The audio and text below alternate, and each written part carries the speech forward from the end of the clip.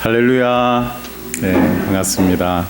오늘은 어버이 주일입니다. 우리 앞뒤 좌우로 인사할 때 우리의 사랑의 마음을 담아서 사랑합니다 권사님, 사랑합니다 목사님, 우리 집사님 사랑합니다 인사하겠습니다. 사랑합니다. 네, 감사합니다. 오늘 우리에게 주시는 하나님의 말씀은 에베소서 6장 1절에서 3절 말씀입니다. 신약 성경은 316페이지, 신약 성경 316페이지, 에베소서 6장 1절에서 3절까지의 말씀, 저와 한 목소리로 합독하도록 하겠습니다. 에베소서 6장 1절에서 3절까지 말씀입니다. 시작. 자녀들아, 주 안에서 너희 부모에게 순종하라. 이것이 옳으니라. 내 아버지와 어머니를 공경하라.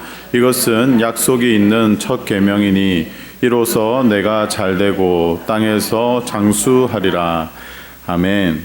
오늘은 어버이 주일로 저희들이 지킵니다. 5월달은 목회자에게 있어서 참 힘든 시간입니다. 왜냐하면 할 수 있는 설교가 많지 않기 때문에, 한정적으로 주제가 정해져 있고 그렇기 때문에 어떤 설교를 해야 할까 이렇게 늘 고민을 하면서 힘든 시간을 보냅니다. 그래서 저도 담임 목사님하고 또 설교가 겹치면 안 되니까, 목사님은 어떤 본문으로 설교하세요? 미리 체크하고 그렇게 합니다. 그런데 더 힘든 것이 있습니다. 그것은 전통적으로 가정 이렇게 말을 하면 할아버지, 할머니, 그리고 아버지, 어머니, 아내, 남편, 아들, 딸을 구성하는 대가족이 가족 구성원이었습니다. 그런데 이 가족 구성원이 바쁜 현대 사회에서는 분열하여서 핵가족화가 되었습니다. 아내와 남편 그리고 자녀, 이렇게 가족을 구성하고 있습니다. 그런데 지금은 이 가족을 말하는 것이 더 다양한 시대를 살아가고 있습니다. 성 정체성의 혼란을 겪는 사람들은 남자 자녀, 여자 자녀도 가족이라고 소리를 치고 있고, 이것은 굉장히 극단적인 예죠. 아빠 자녀, 또 엄마만 있는 자녀, 또 남편, 아내, 자녀가 없는 것이죠. 또 할아버지, 손자, 손녀, 또 할머니, 손자, 손녀, 또 아니면 그냥 모르겠다, 나 혼자 산다, 이런 분들도 있습니다. 그래서 혼자 사시는 분들은 다양한 커뮤니티를 구성해서 가족의 모습으로 살아가는 그런 싱글들도 있습니다. 이렇게 다양한 모습으로 가족을 구성하고 있는데, 제가 설교를 준비하면서 좀 궁금한 게 있어가지고 2021년도 인구 동향 보고서를 제가 좀 찾아봤습니다.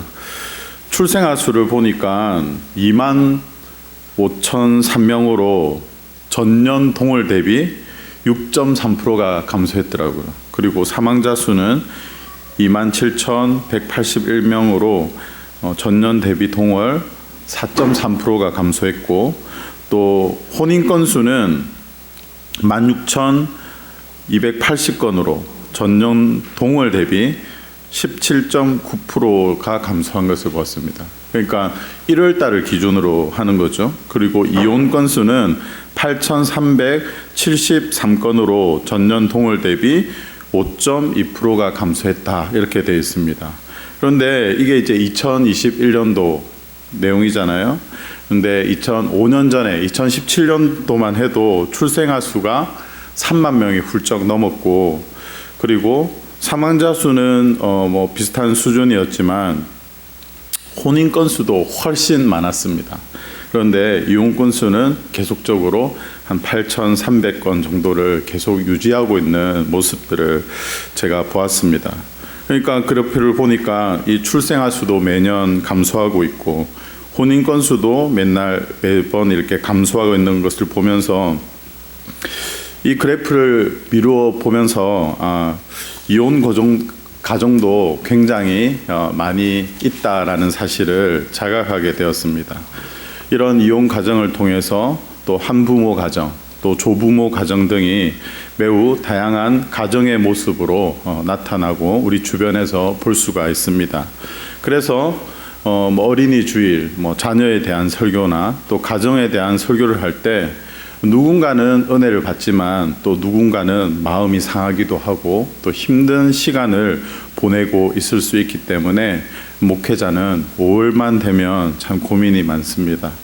그럼에도 불구하고 오늘 어버이 주일을 맞이하여서 효도에 대하여 생각해보는 시간을 가지기를 소망합니다. 효도는 사전에 찾아보면 부모를 잘 섬기는 도리다 이렇게 기록을 하고 있습니다. 부모를 정성껏 잘 섬기는 일 이렇게 정의를 하는데 이 설교를 듣고 계신 여러분 모두는 효도의 대상이 됩니다. 부모님이 계시다면 여러분은 그 부모님에게 효도를 하여야 하고 또 여러분에게 자녀가 있다면 여러분은 그 효도를 받아야 하는 것입니다. 제가 주변에 효도하고 계십니까? 효도를 받고 계십니까? 이렇게 질문을 하면 거의 대부분의 사람들이 충분히 받고 있다. 정말 더 이상 바랄 게 없다. 이렇게 말씀하시는 분은 제가 거의 만난 적이 없습니다. 일반화할 수는 없지만 여러분 한번 생각해 보십시오. 내가 과연 효도를 하고 있는가? 또 아니면 내가 효도를 받고 있는가? 네. 직장이나 또 자녀 양육이나 대부분 어떤 그 무엇 때문에 희생되고 있는 것이 바로 효도다 하는 것을 저는 설교를 준비하고 또 평소에 생각 가운데 자각하게 되었습니다. 이런 안타까운 현실 앞에서 성경이 말하는 효도에 대해서 한번 생각해보고 또 나에게 적용해서 무너진 곳이 있다면 그것을 바로 세우고 또 잘하고 있다면 더욱 견고하게 세워가기를 소망합니다. 먼저 오늘 본문 6장 1절을 다 같이 한번 읽어보도록 하겠습니다. 시작. 자녀들아 주 안에서 너희 부모에게 순종하라. 이것이 오늘이라. 네. 성경은 자녀들에게 주 안에서 너희 부모에게 순종하라고 권면하고 싶습니다. 그런데 이 질문에 좀 불편한 사람들이 있습니다. 자녀들 가운데 아니 부모님에게 순종하고 싶지만 순종하려고 해도 순종이 어렵다고 말하는 사람들이 있습니다. 일례로 가정폭력을 일삼는 아버지 또는 어머니가 계시고 또 도박 중독으로 가정을 무너뜨리는 아버지, 어머니가 계시고 또 이런 부모님에게 순종을 하라니요? 아니 원수지요? 이렇게 말씀하시는 분들이 있습니다. 그렇기 때문에 부모님께 순종하라 하는 이 성경 말씀은 참 어려운 것입니다. 그렇다고 이 엉클어진 실타래를 그냥 둘 수는 없는 것입니다. 그래서 하나씩 풀어보기로 하겠습니다. 먼저 첫째로 우리가 가져야 되는 원칙이 하나 있는데 부모님께 순종하기 위해 대인관계에 있는 원칙을 회복해야 합니다 라고 말씀드리고 싶습니다. 그러니까 부모님께 순종하기 위해서는 하나님께서 말씀하시는 대인관계에 있는 원칙 그것을 회복해야 되는데 먼저 앞에 에베소서 5장 20절과 21절을 조금 앞에 찾아서 읽도록 하겠습니다. 에베소서 5장 20절 21절 시작. 범사에 우리 주 예수 그리스도의 이름으로 항상 아버지 하나님께 감사하며 그리스도를 경외함으로 피차 복종하라. 에베소서는 이렇게 기록하면서 그 후반절로 6장까지 아내와 남편 그리고 자녀와 부모, 종과 상전에 대해서 언급하기 전에 이 대인관계에 있는 그리스도인으로 가져야 하는 원칙을 공개하고 있는데 그것이 조금 전에 읽은 20절과 21절입니다. 이것을 배경으로 하고 이야기를 하고 있는 것이죠. 성경이 말하는 원칙은 무엇입니까? 제1원칙, 그것은 바로 범사에 감사하라는 것입니다. 데살로니가전서 5장 18절도 이렇게 기록하고 있죠. 범사에 감사하라. 이것이 그리스도 예수 안에서 너희를 향하신 하나님의 뜻이다. 이렇게 기록하고 있습니다. 두 번째 원칙은 무엇이냐면 피차 복종, 서로 순종하라라는 것입니다. 이 두 원칙을 중심으로 이루어져야 하는 것입니다. 우리가 이 땅을 살아가면서 모든 사람은 대인관계를 가집니다. 대인관계가 계속 유지가 되기도 하고 또 끊어지기도 하지만 매일 우리는 대인관계를 가집니다. 여러분은 언제 사람을 무시하거나 또 쉽게 대하십니까? 나보다 나이가 어린 사람, 아니면 나보다 재력이 많거나 적은 사람, 또 배움에 차이가 있는 사람, 아니면 외모가 나보다 안 좋다? 이런 사람한테 혹시 함부로 대하기도 합니까? 함부로 대하려고 할 때 그럴 때가 있잖아요. 그죠? 이때 우리는 어떻게 해야 되느냐? 이 대원칙을 기억하면서 브레이크를 밟아야 됩니다. 기분이 나쁘지 않는 선에서 친근함을 위해서 편하게 대할 수는 있습니다. 네.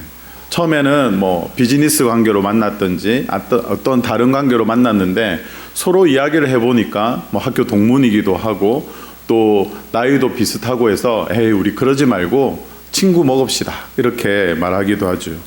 제가 예전에 청년부를 섬길 때 한 청년이 저에게 다가와서 전도사님의 이력서를 제가 봤습니다. 이러면서 저와 나이가 같더군요. 야 우리 친구하자 이러더라고요. 제가 뭐라 했는지 아세요? 네, 교육자는 나이가 없습니다 이렇게 말했습니다. 왜냐하면 제가 그분을 위해서 어떨 때는 기도도 해주고 또 말씀도 나누고 이렇게 해야 되는데 개인적인 관계에서야 서로 친구할 수 있죠. 하지만 강단에서 섰는데 친구의 소리로 들으면 안 되잖아요. 그래서 제가 선을 그었습니다. 지금 생각해보면 이게 잘한 건지 안 한 건지는 잘 모르겠지만 나중에 교육자일 때 목사님이 야 잘했다 이러든지 그냥 친구하지 그랬냐 이렇게 답을 아마 주실 것 같습니다. 이렇게 우리가 친근함을 위해서 편하게 대할 수는 있지만 그러나 인격을 무시하는 태도로 함부로 대할 수 없다라는 것이죠. 저는 그 이유를 이렇게 찾고 있습니다. 그 상대방, 그 또한 하나님이 찾으시는 한 사람, 잃어버린 생명이기 때문입니다. 또한 그리스도 안에서는 성령님이 내주하시는 하나님이 함께 계시는 하나님의 전이기 때문에 귀한 하나님의 한 사람이기 때문에 어린 아이라도 어떤 다른 나보다 좀 빈약한 사람이라도 배우지 못했다 하더라도 내가 함부로 할 수 없다라는 것이죠. 한번 생각해 보십시오. 여러분 주변에 얼굴이 아주 이글러지고 화가 머리 끝까지 차 있는 사람에게 뭔가를 요구해 보신 적이 있습니까? 말을 건다는 것은 폭탄에 불을 붙이는 거나 마찬가지입니다. 폭발해 버리는 것이죠. 그런데 감사하는 사람은 어떻습니까? 아무리 어렵고 힘들고 그래도 항상 자신의 삶에서 감사를 찾는 사람은 타인을 받을 준비가 되어 있는 사람입니다. 여유가 있는 것이죠. 이 싸움은 받아칠 때 또 손뼉은 마주쳐야 소리가 나는 것이잖아요. 그런데 하나님이 우리에게 원하시는 것은 범사에 감사함으로 또 용서함으로 주변을 변화시키기를 원하는 것입니다. 제가 부산에서 사역할 때 아버지 학교, 또 부부 행복 학교, 어머니 학교 이런 가정사역의 스텝으로 오랫동안 사역을 하였습니다. 같이 섬기셨던 아주 신실하신 부부가 계셨는데 한 번은 그 스텝들끼리 MT를 갔습니다. MT를 가서 자신이 어떻게 살아왔고 이런 것들을 이야기하고 간증을 하는데 충격적인 간증을 제가 듣게 되었습니다. 이분들이 원래 살갑지 않은 그런 부부였다는 것입니다. 그들은 원래 재수학원을 다니면서 알게 된 친구였는데 남자아이가 막차를 놓쳐서 이 자매님이 그때 당시 자취를 하고 있었는데 자신이 자취하던 자신의 방에 하루 재워주고 그 다음날 첫 차를 타고 집에 가라고 이렇게 생각하고 자신의 집에 재워주었습니다. 그런데 그날 밤에 자신을 덮쳐서 강제로 잠자리를 하게 되었고 원하지 않는 임신을 하게 되었습니다.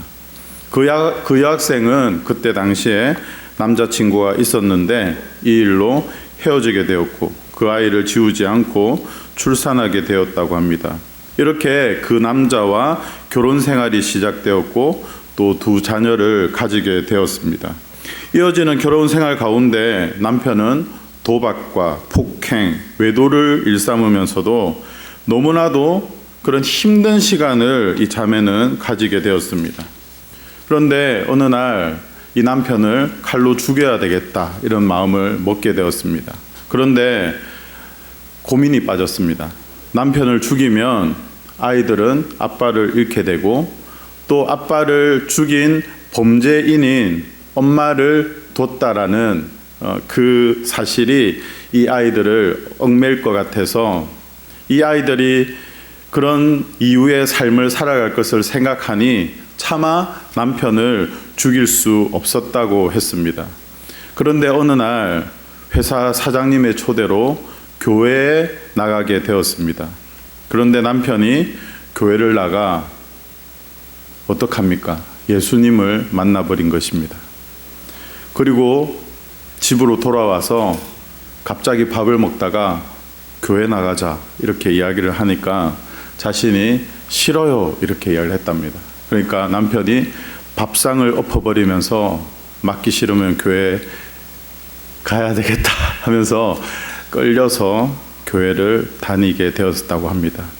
그런데 이게 또 웬일입니까? 이 자매님이 예수님을 만나게 되었습니다.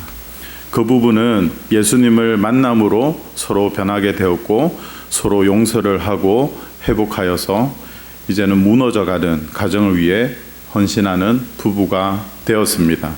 이 가정에도 항상 감사와 이 피차 복종의 시련이 되고 있는 것입니다. 내가 변하고 내가 인내하고 내가 하나님의 사랑으로 다가가면 하나님의 뜻 안에서 변화되는 줄로 믿습니다. 어떻게 보면 여러분들에게 이 간증은 굉장히 충격적이고 있을 수 없는 일이지만 이런 가정도 하나님은 변화시키시고 이런 사람도 구원하셔서 하나님이 쓰기를 원하신다 하는 것입니다. 이렇게 우리는 하나님의 대인관계에 있어서 큰 두 가지 원칙을 가지고 살펴보았습니다. 이제 오늘 주제로 돌아와서 2절을 한번 읽어보도록 하겠습니다. 시작. 내 아버지와 어머니를 공경하라. 이것은 약속이 있는 첫 계명이니. 성경은 부모 공경의 이유를 10계명에서 찾고 있습니다. 10계명은 1계명부터 4계명까지는 하나님과 나와의 관계에서 있습니다. 그리고 5계명부터 10계명까지는 대인관계에 관한 하나님의 법칙들이 있죠. 그래서 사람과의 관계에서 지켜야 하는 계명들을 말씀하시는데 그 5계명부터 10계명의 첫 계명이 무엇입니까? 그것은 바로 부모 공경이라는 것이죠. 6계명은 살인하지 말라입니다. 그러니까 이 계명의 순서로만 보아도 살인하지 말라는 것보다 더 우위에 이 5계명을 두고 있는 것입니다. 그래서 오늘 이 2절은 10계명의 그 내용을 인용해서 내 아버지와 어머니를 공경하라. 이것이 약속이 있는 첫 계명이다. 이렇게 말씀하고 있습니다. 성경은 내 부모를 공경하라고 하는데 이 공경하다라는 이 단어는 성경에서 오직 하나님과 부모에게만 사용하고 있습니다. 그래서 내 상사를 공경하라, 너의 선생님을 공경하라 이렇게 말하지는 않습니다. 그렇다면 거꾸로 왜 이 공경이라는 단어를 성경은 하나님과 부모에게만 이 공경의 단어를 사용하고 있을까요? 저는 이 말씀을 묵상하면서 여기에 아주 놀라운 공통점을 하나 발견했습니다. 그것은 바로 하나님은 인간을 창조하시고 생명을 부여해 주시는 창조주 하나님이신데, 이 땅에서 하나님과 같이 그 생명 창조의 일에 부름받은 것이 바로 누구입니까? 부모라는 것이죠. 그렇기 때문에 부모가 나한테 잘 해주고 또 재력이 많고 부모가 어떠한 가치로서 평가를 받아서 합격점을 받아서 내가 부모를 공경하는 것이 아니라 부모님이 자식인 나에게 생명을 부여해 주셨기 때문에 그 하나만으로 우리는 부모를 공경해야 한다는 것입니다. 그 이유가 바로 생명 창조에 있다는 것이죠. 아주 오래전입니다. 더 콜이라는 집회가 있었습니다. 한 청년이 낙태를 반대한다고 나와서 소리를 치고 있습니다. 자신은 이 낙태와 관련이 있습니다. 이렇게 연설을 합니다. 그러면서 자신의 스토리를 들려주는데, 자신의 어머니가 학생 때 집에 돌아오는 길에 괴한을 만나서 성폭행을 당하고 그리고 임신을 하게 되었습니다. 주변에서는 이 아이를 위해서 이 아이를 지우라고 말했지만 엄마가 신앙이 있었습니다. 그래서 어머니는 이 생명도 주신 분이 하나님이십니다 라고 신앙 고백을 하고, 이 아이를 보면서 원망과 상처가 있고 또 그것을 참고 자신을 낳았고, 이렇게 자신이 이제는 청년이 되어서 믿음 안에 있습니다. 그래서 나는 낙태를 반대합니다. 만약에 내 어머니가 낙태를 했으면 저는 이 땅에 존재하지 않았을 것입니다. 그렇기에 자신에게 생명을 준, 자신의 생명을 지킨 이 어머니를 공경하게 되는 것이죠. 그 집회 때 수많은 자매들이, 미국의 수많은 자매들이 눈물을 흘리면서 자신이 낙태를 당할 뻔했던 그 한 사람이라고 고백을 하자 많은 사람들이 울면서 회개하고 그렇게 기도를 하는 모습을 제가 영상에서 본 적이 있습니다. 여러분, 이 부모 공경의 시작은 생명 부여에서부터 시작이 되는 것입니다.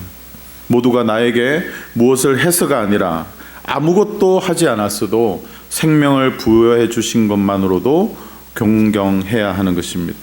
여기에서 시작되는 것이 바로 공경이라는 것이죠. 그런데 성경은 이 2절의 10계명의 내용을 언급하면서 부모를 공경하라, 그리고 그 뒤에 뭐라고 기록하고 있습니까? 이것은 약속이 있는 첫 계명이다, 이렇게 말하고 있습니다. 그러면서 그 약속이 뭐라고 이야기를 하고 있냐면 3절이 바로 그 약속인데요. 3절을 다 같이 읽도록 하겠습니다. 시작. 이로써 내가 잘되고 땅에서 장수하리라. 부모를 공경하면 너가 잘되고 땅에서 장수한다, 이렇게 표현하고 있습니다. 여러분, 이상하지 않습니까? 부모님을 공경하면, 아니 부모님이 잘되고 부모님이 좋은 음식 먹고 이러니까 부모님이 장수해야 되는데, 성경은 뭐라고 이야기를 하고 있냐면 너가 잘되고 너가 땅에서 장수한다, 이렇게 표현하고 있습니다. 아니, 아버지 같은 목사님이 부모를 공경하라고 하면 부모님 편에서 편향적으로 말씀하시는 것 같아 마음이 불편해지는 않습니까? 그런데 오늘 본문은 이 부모를 향하고 있는 것이 아닙니다. 효도를 하고 있는 너가 잘되고 너가 이 땅에서 장수할 것이다 라고 말하고 있습니다. 하나님이 이 세상을 창조하시면서 사람을 만드시고 또 이 땅에 가정이라는 이 시스템을 만드셨는데, 하나님이 만드신, 세우신 이 시스템을 이해할 필요가 있습니다. 신명기 6장 1절과 2절에는 이렇게 기록이 되어 있습니다. 제가 읽어드리겠습니다. 이는 곧 너희의 하나님 여호와께서 너희에게 가르치라고 명하신 명령과 규례와 법도라. 너희가 건너가서 차지할 땅에서 행할 것이니 곧 너와 내 아들과 내 손자들이 평생에 내 하나님 여호와를 경외하며 내가 너에게 명한 그 모든 규례와 명령을 지키게 하기 위한 것이며 또 내 나를 장구하게 하기 위한 것이라. 여기에 이 장구하다가 쉬운 성경에 보면 뭐라고 되어 있냐면 오래오래 살 수 있도록 하기 위함이다, 이렇게 표현하고 있습니다. 그러니까 여호와의 모든 규례와 명령을 잘 지키면 누가 산다고요? 우리가, 그리고 우리 자손들이 오래오래 살기 위함이다, 이렇게 하나님이 전제하고 있는 것입니다. 사람은 태어나서 부모로부터 보호를 받으면서 자라게 됩니다. 어린 아기는 엄마 뱃속에서 10개월의 기간을 가지고 그리고 젖을 먹으면서 엄마의 보호를 받습니다. 그리고 성인이 되어서는 스스로 힘을 가지게 되죠. 그런데 나이가 들면서는 연약해지면서 이제는 보호를 받아야 하는 때가 온다는 것입니다. 이렇게 인생의 전 생애가 가족 안에서 이루어지게끔 하나님이 시스템을 만들어 놓으셨다 하는 것입니다. 자, 여러분 질문하겠습니다. 여러분 장수를 누리시기를 원하십니까? 빨리 죽고 싶은가? 다시 질문하겠습니다. 장수를 누리시기를 원하십니까? 네. 여러분의 자녀가 장수하기를 원하십니까? 네. 확실히 소리가 다른, 나보다는 내 자녀가 더 오래 살기를 원하시는군요. 다시 질문하겠습니다. 여러분 공경을 받기를 원하십니까? 여러분의 자녀가 공경을 받기를 원하십니까? 그러면 여러분의 부모님을 공경하시기를 바랍니다. 최근에 저는 아버지를 교통사고로 떠나보내야 했습니다. 돌아가시기 한 달 전에 아버지께 내려가서 함께 밥을 먹고 또 스마트폰을 사다 드리면서 사용법도 알려드리고 7시간이 넘게 아버지의 어린 시절 이야기 또 신앙생활 이야기 등을 듣고 돌아왔습니다. 평소에는 그런 이야기를 잘 나누지 않았는데 그때는 그런 이야기들을 정말 많이 했습니다. 그리고 저희 아버지가 돌아가시기 전에 아버지와 마지막의 통화가 사랑하는 큰 손녀인 수아에 관한 것이었습니다. 수아가 힘든 시간을 보내고 있다는 소식을 저희 설교를 듣고 아버지가 걱정을 하시면서 손녀와 통화를 하셨습니다. 그러면서 할아버지가 하시는 말씀이 무엇이었냐면 너를 위해서 할아버지가 준비하고 있으니까 아무런 걱정하지 말고 잘 견디라는 것입니다. 그런 아버지를 바라보면서 저는 아버지의 인생을 보면 참 안타까운 것이 많았습니다. 평생을 자신을 위해 살아간 것이 아니라 가족을 위해 또 자신의 동생들을 위해서 헌신한 아버지를 생각해 보면 지금도 가슴이 아픕니다. 어떻게 보면 자신을 위해서 여행도 하고 또 맛있는 것도 먹고 사치도 하면서 살면 좋을 터인데 할아버지가 되어서도 손주들을 위해 아끼고 아끼시면서 손주들을 걱정하시다가 돌아가신 아버지를 보았습니다. 요즘 자녀들이 좋은 대학을 가려면 갖추어야 되는 3가지가 있다고 합니다. 그게 뭔지 아세요? 할아버지의 재력, 그리고 엄마의 정보력, 그리고 아버지의 무관심. 이렇게 해야 이 아이들이 좋은 대학을 간다고 합니다. 어쩌면 저희 아버지는 할아버지가 재력이 있어야 손주들이 잘 될 거라는 이 놀라운 비밀을 알고 계셨던 것 같습니다. 그래서 할아버지가 프로젝트를 준비하고 있으니까 너는 조금만 견뎌라, 조금만 견뎌라. 그러면서 저에게도 아버지가 말씀하셨습니다. 형네야, 사명자는 하나님이 데려가지 않는다. 그리고 한 달 뒤에 돌아가셨어요. 저는 하나님께 좀 의문이 들었습니다. 아니, 사명자는 데리고 가지 않는다고 했는데 하나님 왜 데려가셨어요? 혹시 그 사명이 또 이루어진 건가요? 아직도 퀘스천 마크를 달고 있지만 뭔가 하나님 앞에 믿어지는 것들이 있고 또 놀라운 변화들이 조금씩 저희 가정 가운데 일어나고 있습니다. 아버지가 돌아가시고 예수 안에 있는 모든 우리 가족들이 모여서 서로 결의한 것이 있습니다. 그것은 바로 효도를 하자는 것입니다. 홀로 남은 어머니를 위해서 저희 3형제가, 제가 장남입니다.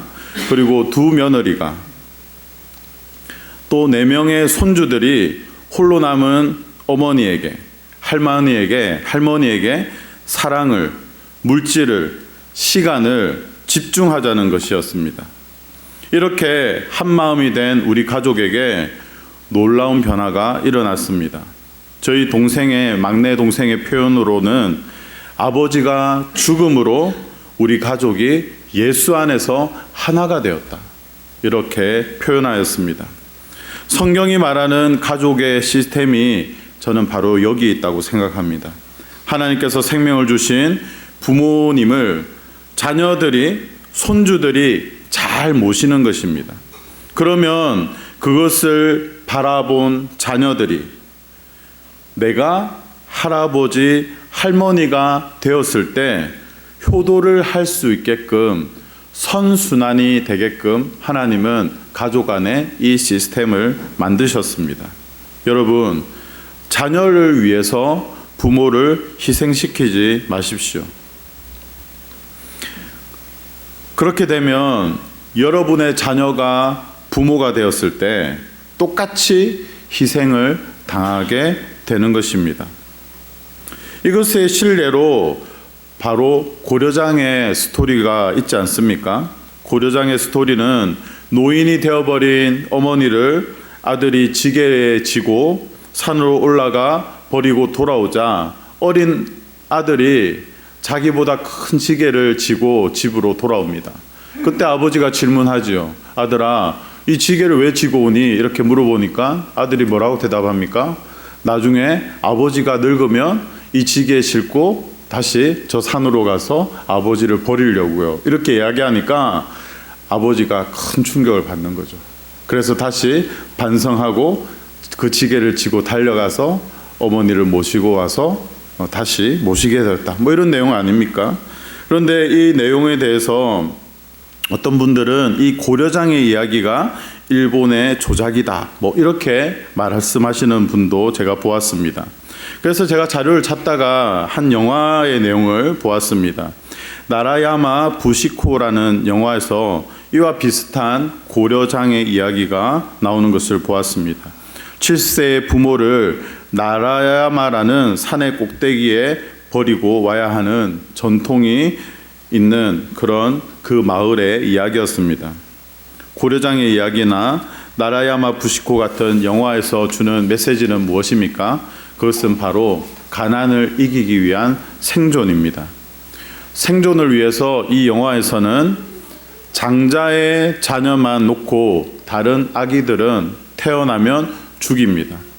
공동체의 생명을 유지할 수 있는 공동이 관리하는 감자를 어떤 한 가정에서 훔쳐 먹습니다. 그것을 발각한 그 공동체는 그 훔쳐먹은 그 가정을 구덩이를 타고 생매장시켜버립니다. 왜냐하면 공동체의 생명을 위협한다고 판단했기 때문입니다. 이 모든 행동들이 바로 생존을 위해 만들어지고 있는 것입니다. 우리도 극한 상황에 가면 무언가를 희생해야 할 때 선택해야 되는 것입니다. 그럴 때 어른이 희생되는 경우가 많다는 것이죠. 어쩔 수 없는 것은 이해가 가지만 그것이 결코 자녀를 위하는 것이 아니라는 것을 반정하며 이런 이야기를 통해서 메시지를 주고 있는 것입니다. 그렇게 우리가 신앙 안에서 세워야 하는 것은 바로 이 부모 공경이 나와 자녀의 장수의 길이라는 사실을 생각해야 하는 것입니다. 저는 교회도 마찬가지라고 생각합니다.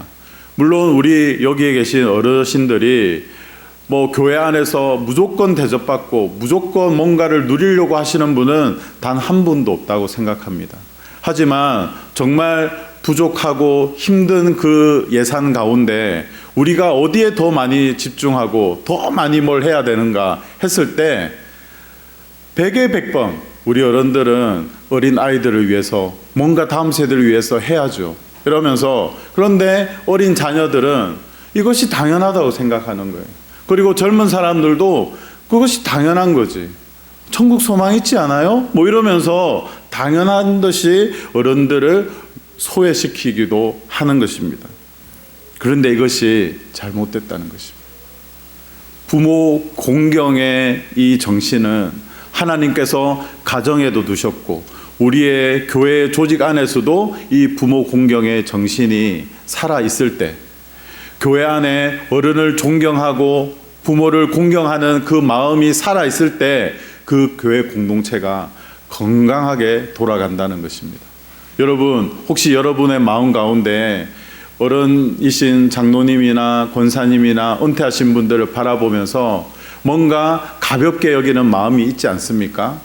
우리도 설교하는 저도 그때가 올 때 누군가 또 나에게 가볍게 여기는 마음을 가질까 봐 저는 두렵습니다. 누구를 위해서요? 나를 위해서. 누구를 위해서요? 우리의 자녀를 위해서 우리는 이것을 되돌려 놓아야 하는 것입니다. 지금 당장은 그것이 이로울지 모릅니다. 극한 상황에서 그것이 옳은 판단일지 모릅니다. 하지만 할 수만 있다면 바로 해야 되는 것입니다. 우리가 아주 가난할 때, 정말 가난할 때 어른들에게 아주 고운 쌀밥과 이런 걸 드리면 어른들이 반찬을 다 드셨습니까? 아니죠. 조금만 드시고 상을 물리면서 아우 맛이 없어, 왜 이래 소화가 안 돼 이러면서 물리면서 그 다음 자녀에게, 그리고 그 어린 자녀에게 계속 흘러가게 하는 것입니다. 왕도 마찬가지이지 않습니까? 수락관에서 엄청나게 맛있는 음식을 하지만 그 왕이 싹 다 먹어버리면 어떻게 됩니까? 수락관의 나인들은 모두 굶어야 하는 것입니다. 그것과 같은 것이죠. 그렇기에 우리의 신앙 안에서 세워져 하는 것, 이것이 바로 부모 공경, 나와 자녀의 장수의 길이 바로 부모 공경이라는 사실을 자각하시는 저와 여러분이 되시기를 바랍니다. 아멘이세요? 여러분, 제가 제일 우리 아버지를 생각하면서 후회되는 게 뭔지 아세요? 아버지와 일본 온천 여행을 못한 것이 제일 후회가 됩니다. 제가 그렇게 요건을 만들자고 했는데 아버지는 항상 같은 대답이셨습니다. 집을 지켜야 한다. 판교 저희 집에 좀 한번 오시죠. 맛있는 거 대접하겠습니다. 집을 지켜야 하는데 내가 어디를 가느냐. 그렇게 말씀하셨습니다. 사랑하는 부모 여러분, 여기에 굉장히 어르신들 많죠. 사랑하는 부모 여러분, 자녀가 큰 마음을 먹고 무엇을 하자고 하면 거절하지 마시고 그것에 응해 주시기를 바랍니다. 네, 우리 부모님들만 큰 소리로 아멘, 다시 한번 더 아멘 하십시오. 아멘. 네, 코로나가 시작이 되고 나니까 부산에 가면 늘 함께 갔던 해운대 온천, 그리고 해운대 온천을 마치고 나와서 그 앞에 냉면을 먹었던 것, 이제는 다시 할 수 없다라는 것이 참 아쉬움이 큽니다. 코로나가 끝나고 저희 아이들과 온천을 가면 아버지 생각이 더 많이 날 것 같습니다. 그리고 사랑하는 자녀 여러분, 부모님을 공경할 수 있는 것은 한시적입니다. 저는 당장 이제는 저희 어머니 여권을 만들어 드리고 싶습니다. 어머니, 이 설교 들으면 여권을 만든다고 꼭 허락하십시오. 그리고 코로나가 끝나면 아버지와 함께 하려고 했던 온천 여행을 꼭 가고 싶습니다. 저와 같은 자녀 여러분, 부모님께 몇 번 여쭤봤다고 포기하지 마시기 바랍니다. 또한 단정짓지 마시기 바랍니다. 제가 한 예능 프로에서 이승기와 이 한효주 배우가 나와서 대화하는 것을 보면서 참 많이 웃었습니다. 충청도 사람들은 3번은 꼭 물어봐야 한다는 그런 류의 내용이었습니다. 뭐 먹을래? 이러면 아니 괜찮아 이렇게 말하면 저 같은 경상도 사람은 아 괜찮는갑다 이러고 그럼 너 빼고 뭐 다른 거 시켜 이렇게 보통 생각하거든요. 그런데 한효주가 충청도 사람은 절대 그러면 안 된다는 거예요. 이게 괜찮지 않다는 것입니다.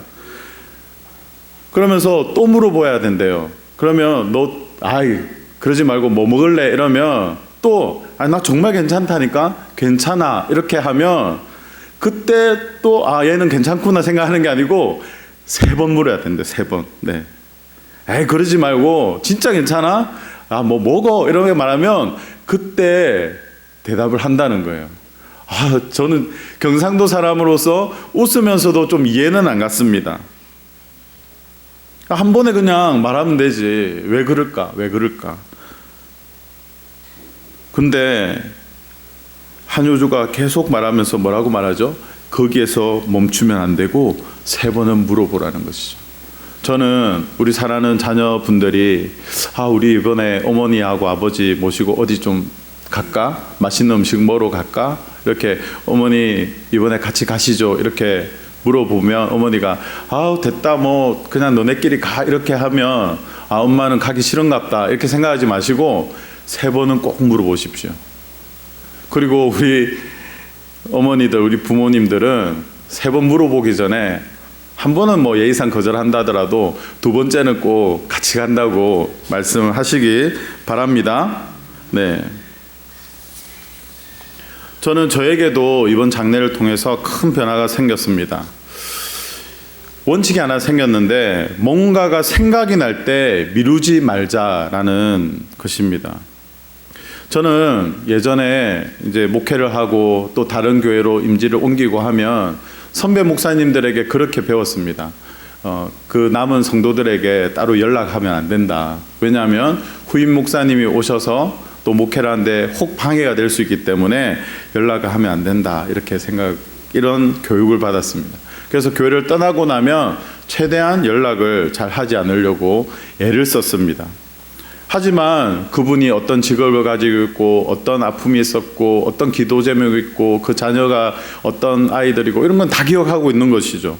하지만 연락을 잘 안 하고 또 제 성격상 저희 아내에게는 그렇게 연락을 하는데 다른 사람한테는 연락을 안 합니다. 제가 어린 시절에는 대학 때 수업을 마치고 잠깐 쉬는 그때 공중전화로 달려가서 엄마 교수님이 이런 강의를 하셨어 막 이러면서 이야기하고 집을 돌아가서도 엄마 앉아보세요. 제가 학교에서 오는 길에 이런 일은 있었어요. 이러면서 엄마를 엄청나게 귀찮게 하면서 전화를 하고 그랬습니다. 그런데 이 아들이 결혼을 하고 나서는 어머니에게 절대 전화를 안 합니다. 누구에게 합니까? 아내한테만 합니다. 그 아들은 한 사람만 필요했던 것이죠. 그래서 저희 어머니가 제 이 간증을 듣더니 그때 좀 받아줄 걸. 그때는 너무 귀찮고 싫고 집안일을 해야 되는데 좀 그만해라고 이렇게 말씀을 하셨습니다. 그러니까 어떻게 보면 저는 딸 같은 아들이었던 것이죠. 그래서 무소식이 희소식이라고 생각했는데 이제는 문득 누군가가 생각이 나면 연락을 해야 되겠다. 제가 이렇게 생각을 하게 되었습니다. 이번에 성가대 찬양이 이제 왔잖아요. 주보를 만드는데 보니까 강찬 목사님의 찬양인 거예요. 근데 제가 강찬 목사님과 어떤 일 때문에 제가 알게 되면서 형 동생 하기로 했거든요. 평소에 잘 제가 연락을 안 하잖아요. 그래서 제가 이번에 우리 성가대에서 형님 찬양을 하는데 문득 생각이 나서 안부를 전합니다. 이러면서 잘 계시죠? 이렇게 제가 문자를 했습니다. 그러니까 오늘 새벽에 답이 왔어요. 와, 잘 지내? 고마워. 다음에 한번 기회가 되면 보자고. 그래서 제가 예 형님 이러면서 다음에 캠핑 같이 가요. 이렇게 했습니다. 좋다고 그렇게 답이 왔어요. 제가 목사님하고 교제를 하면서 목사님이 이렇게 말씀하셨습니다. 지금 우리가 살아가는 시대는 잘 모르는 사람도 연결을 시키려고 애쓰는 사회, 소셜 네트워킹 사회인데 왜 우리는 이렇게 관계를 단절시키면서 그렇게 살아가야 되냐 하는 것이죠. 그래서 제가 용기를 내고 문득 생각나면 이제는 연락을 하기로 했습니다. 집사님, 장로님, 목사님, 제가 떠나 있지만 문득 생각이 나서 연락드립니다. 잘 지내시나요? 안부를 바로바로 묻기로 했습니다. 그리고 제가 교회를 딱 왔는데 남자 화장실에 들어갔는데 변기가 이렇게 노랗게 변색이 되어 있는 거예요. 근데 제 마음에 어떤 마음이 생겼냐면 저것을 깨끗하게 하고 싶다라는 마음이 생겼습니다. 근데 저는 태어나서 한 번도 화장실 청소를 해본 적이 없습니다. 학교에서도 해본 적이 없습니다. 공부를 좀 잘했다는 것이죠. 농담입니다. 네, 막 또 성적표 떼라고 막 그렇게 말씀하시면 안 됩니다. 네. 그래서 제가 이걸 깨끗하고 싶다라는 이 마음에 순종을 해서 이 담당이 누구지 뭐 이런 것을 찾는 것이 아니라 사모님에게 찾아갔습니다. 그리고 사모님, 제가 화장실을 깨끗하고 싶은데 저에게 화장실 청소법을 전수해 주십시오. 그러면 제가 그것을 배우고 제가 이것을 하겠습니다. 그래서 뭐 물을 뿌리고 락스로 이렇게 해서 수세미로 하고 다시 물을 뿌리고 뭐 이런 것들을 제가 배웠습니다. 네. 제자가 좀 좋으면요, 그 다음에 응용력이 생깁니다. 제가 교회 딱 출근하는데 사모님이 비가 딱 내렸는데 차를 그 순간 싹 닦으면서 다시 물기를 닦고 다시 마른 걸레로 다시 한 번 더 닦더라고요. 제가 그걸 보면서 그렇지, 물칠만 해놓는 게 아니고 물길도 물이 튄 것도 다 제거해야지 이러면서 다 닦았습니다. 밑에도 닦고 막 했어요. 갑자기 목사님이 내려오시더니 사진을 척척척 찍으시더라고요.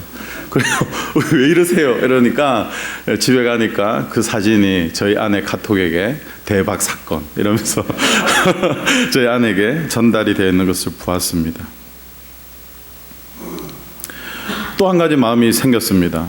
제가 목사님과 사모님과 이제 이런 저런 에피소드 가운데 이제 금요일날 그런 시간들을 보냈는데 갑자기 궁금해졌습니다. 목사님과 사모님은 내 스승인가 내 부모인가? 웃기는 질문이죠. 네. 육적으로는 절대 부모님은 아니지만 영적으로 나의 멘토가 되어주시는 이 목사님이 아버지 같고 또 사랑으로 대해주시는 사모님이 어머니 같다는 생각이 갑자기 저한테 들었습니다. 그래서 어버이날 선물을 드리고 싶다는 생각이 났습니다. 그래서 제가 바로 실천을 했습니다. 아내에게 목사님과 사모님을 위해서 선물을 좀 하면 좋겠다. 그리고 어제 저희 아내가 뭐 빵하고 들고 와가지고 막 이야기하는데 자기가 준비한 것처럼 다 이게 돼가지고 인사받고 이래가지고 내가 이거 하자고 했는데 어떡하지 이거 좀 계획이 플랜이 좀 이게 좀 꼬였네 막 이러면서 갔어요. 예. 여러분 분명히 이 생각하시죠? 야, 목사님 오늘 설교에서 엄청 자랑하시네. 자기 자랑하네. 저의 자랑 같습니까? 예, 맞습니다. 예, 저의 자랑입니다. 저는 저의 이 작은 변화가 저는 너무 자랑하고 싶습니다. 저희 집에 가족 단톡방이 있습니다. 저희 어머니 카톡 내용을 말씀드리면서 오늘 설교를 마무리하기를 소망합니다. 지난주일 카톡인데요. 저희 어머니가 이렇게 카톡을 보내셨습니다. 오늘 주일 아버지 이야기하는데 아까 눈물이 안 났는데 왜 어머니 카톡을 보니까 눈물이 나지? 자, 감정을 추스리고 오늘 주일 잘 보내고 오늘도 하나님의 말씀이 목사님을 통해 영혼들이 살아나기를 원하고 바랍니다. 저희 어머니가 이렇게 카톡을 보내셨어요. 그러면서 어머니가 덧붙인 말에 뭐라고 말씀하셨냐면 엄마 너무 행복해. 아버지와 함께하지 못해 서운하지만 아쉬운 마음이야. 이렇게 보냈습니다. 그래서 제가 답을 그렇게 보내드렸습니다. 아쉬운 마음도 소중한 마음이니까 잘 간직하세요. 그리고 어머니가 다시 저에게 답장을 주셨습니다. 저희 단톡방에 답을 주셨는데 고맙다. 하나님께 감사하고 주 안에 있게 함이 우리 가족 모두가 너무 감사해. 사랑하는 여러분, 부모 효도를 통해서 감사가 행복이 흘러 넘쳐나는 저와 여러분이 되기를 소망합니다. 아멘. 저는 오늘 여러분 효도를 위해서 대인관계의 두 가지 대원칙, 범사에 감사, 피차 복종, 피차 순종, 그리고 부모의 공경은 부모가 무엇을 해서가 아니라 하나님께서 우리에게 부여해 주신 생명을 주신 부모님이시기에 공경해야 함을 말씀드렸습니다. 부모 공경이야말로 나와 자녀가 장수하고 복을 누릴 수 있는 하나님이 세우신 시스템이며 약속이 보장된 첫 계명이라고 말씀드렸습니다. 그리고 실천적으로 세 번은 꼭 물어보면서 마음에 주시는 어떤 생각들이 있으면 바로바로 실천하라고 저희 자랑 아닌 자랑을 하면서 권면하였습니다. 우리 모두 옆 사람과 이렇게 한번 인사했으면 좋겠습니다. 효도합시다. 효도합시다. 여러분이 하는 효도를 통해 우리의 가정이, 교회가, 나라가 새로워지기를 소망합니다. 할렐루야! 우리 하나님 앞에 찬양으로 나갔으면 좋겠습니다. 찬송가 559장 사철의 봄바람 불어있고 우리 하나님 앞에 찬양하고 기도하는 시간 가지도록 하겠습니다.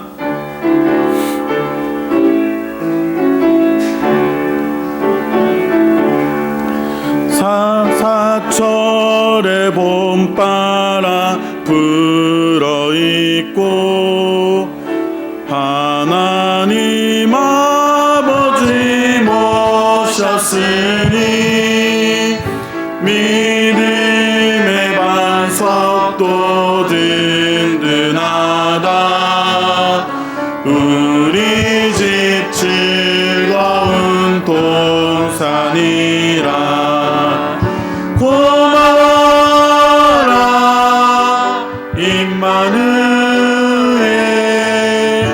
예수만 섬기는 우리 집. 고마워라 임마누엘, 복되고 즐거운 하루하루. 어버이 우리를 고이시고 동기들 사랑에 묻혀있고 기쁨과 서른도 같이 하니 한간의 초가도 천국이라. 고마워라 임마누엘, 예수만 섬기는 우리 집. 고마워라 임마누엘, 복되고 즐거운 하루하루. 아침과 저녁에 수고하여 다 같이 일하는 온 식구가 한 상에 들러서 먹고 마셔. 여기가 우리의 낙원이라. 고마워라 임마누엘, 예수만 섬기는 우리 집. 고마워라 임마누엘, 복되고 즐거운 하루하루. 이 시간 말씀을 기억하면서 효도를 위해 기독교인의 대인관계의 두 가지 대원칙, 하나님 아버지 범사에 감사하기를 원합니다. 피차 복종하게 하여 주시고 나에게 생명을 주신 부모님께 감사하는 우리 모두가 되게 하여 주시옵소서. 부모 공경을 통해 하나님의 약속이 내 삶에 우리 사랑하는 자녀들에게 흘러가게 하여 주시옵소서. 주신 은혜를 기억하면서 주여 세 번 외치고 하나님 앞에 통성으로 기도하도록 하겠습니다. 주여, 주여, 주여. 살아계신 하나님 아버지, 오늘 부모 사랑을 통하여 하나님 아버지 부모 공경을 다시금 하나님 앞에 말씀으로 세워가게 하시니 감사합니다. 하나님 아버지, 이 말씀이 우리의 가정과 우리의 공동체와 우리의 직장과 우리의 교회를 세워가는 일에, 하나님 아버지 우리의 사회를, 우리의 대한민국을 세워가는 일에 귀하게 쓰임받을 수 있도록 하나님 아버지 우리의 가정부터 먼저 회복되게 하여 주시고, 우리의 공동체로 그리고 예수 그리스도의 복음이 필요한 곳으로 하나님의 빛이 온전히 흘러가며 비추어갈 수 있도록 주여 역사하여 주시옵소서. 하나님 아버지, 부모를 향한 공경은 이 땅에서 약속이 보장된 첫 계명임을 깨달아 하나님 앞에 가족의 이름으로 완전을 누리는 귀한 장속의 복을 누리는 저희들이 되게 하여 주시옵소서. 하나님 아버지, 지금 살아계신 부모님과 우리 사랑하는 두신 자녀들을 하나님 아버지 기억하게 하여 주시고, 예수님을 믿는 믿음 안에서 하나님의 복을 누리는 믿음의 가정으로 하나님 아버지 세워지게 하여 주시옵소서. 하나님 아버지, 사랑하는 예람교회를 통하여 하나님의 회복이 필요한 가정들이 복음을 받아들이게 하여 주시고, 힘들고 어려운 가정들이 회복을 경험하며 놀라운 복음의 능력이 예람교회를 통하여 역사하게 하여 주시옵소서. 하나님 아버지, 오늘 우리에게 펼쳐진 하나님의 귀한 이 말씀이 우리 평생에 가져가야 할 말씀이 되게 하여 주시고, 마음판에 새기며 우리가 하나님 앞에 눈물을 흘리며 기도하며 부모 공경을 위하여 애쓰고, 그리하여서 세상에 어떤 힘든 상황이 온다 하더라도, 물질적으로나 정신적으로나 어떤 힘든 일이 온다 하더라도 부모 공경을 포기하지 않는 그런 저희들이 되게 하여 주시옵소서.